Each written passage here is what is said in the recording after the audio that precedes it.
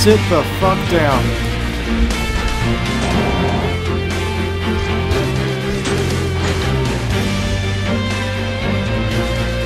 Good day there once again viewers, your mate Kamikaze78 here, and today guys I wanted to have a chat about everyone's favourite free-to-play MMO FPS, Planetside 2, or more specifically have a chat about what Planetside 2 would have been like if it weren't a free-to-play game. It's something that I've been thinking about quite a while now, even before I started getting back into the game a little bit more regularly. How would have things been different for Planetside 2 if it wasn't a free-to-play game? Would the progression in the game have been different? Would the game have been more of a financial success? And would the company behind it have gone through the buyout to become Daybreak Games if it had costed money to get into? All of these are questions that are really worth asking because, as we all know, Planetside hasn't had the cleanest of development cycles out there, so it doesn't hurt to wonder what might have changed that for the better. As we all know, Planetside 2 is a game that has always had an issue with getting new players to stick around for the long term. While the developers have tried many things to help new players along, in the form of a more fleshed out tutorial, a tutorial continent for low battle rank players only, cert rewards for ranking up in the low battle ranks, and even changes to what is unlocked for new characters by default, the combination of Planetside 2's both frantic and complex gameplay flow and its somewhat daunting progression flow can scare off new players quite easily. And when I say somewhat daunting progression flow, I don't mean the amount of progression in Planetside. That's a good thing. Progression is a heavily rooted mechanic in the world of online first-person shooters nowadays, to the point where the absence of progression in these shooters feels kind of odd, if I'm honest. What I do mean when I say daunting, however, is the daunting aspect of how much certain items cost and how long they consequently take for a new player to earn in the game.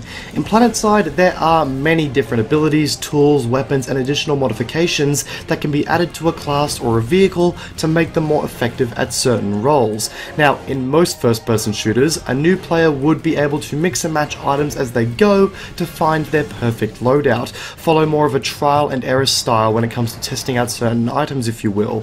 However, with Planetside 2, due to the cost of a lot of the significant class abilities, modifications, and weapons, this idea of trial and error becomes harder to follow because there is a big investment required, with the possibility of it being the wrong choice for the player. Now, a counter-argument to that is that players should go about doing some research before they make such purchases. You know, watch the plethora of content that myself and plenty of other content creators have created to ensure that they make the right purchases.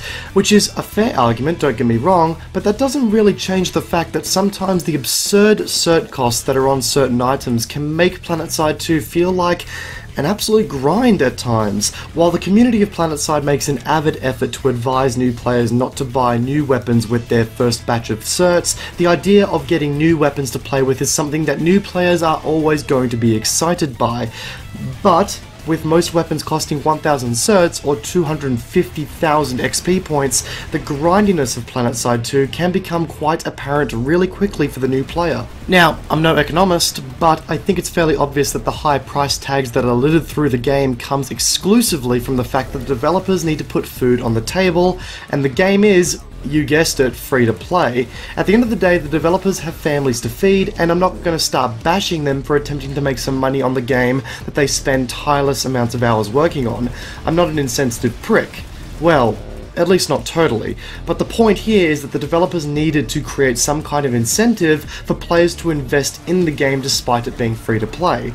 How do they do that? By taking the one mechanic that drives most first-person shooter players to keep playing these days, progression, and add a way for players to speed up the process that looks like it could take forever without that said investment. Now, while any experienced Planetside 2 player will tell you that the game is not pay to win and all that jazz, to the new, inexperienced player, the game looks pay to win, which rubs a player the wrong way entirely. As I said before anyone grabs their pitchforks, Planetside 2 is not a pay-to-win game. That is just what it may look like to a new player when they see the absurd cert costs on certain items. But if Planetside 2 wasn't a free-to-play game, how might that have altered the situation surrounding the progression of the game? Now, what I'm about to say here is of course entirely theoretical and should be taken with a grain of salt, but by making the game pay-to-play as opposed to heavily relying not only on an optional subscription service, but also on in-game microtransactions, the game might have seen a bit more financial stability from the get-go, and thus there might have been a little bit less of an emphasis on making the progression system a big incentive to invest into the game. Weapons, abilities, and gear in general could have become a lot more affordable, which in turn might have steered less players away from the game after they saw how many hours they would have to put into the game to unlock anything which a new player was going to view as significant. By having the game pay to play, the progression could have become a little bit more accessible in the new players' eyes, new players could have had more fun, and the developers could still take their families to nice dinners on a Saturday night. To fund the game for the long term, sure, keep cosmetics as microtransactions in the game, which also allows for the player studio to remain in the picture. A similar model, if you will, to how Titanfall 2 does it currently. But this also brings up the question of how would have something like a paywall affect Planetside 2's initial release? I think it's safe to say that when Planetside 2 first released, while it was a fun game, it wasn't anywhere near as fleshed out and polished as what it is today.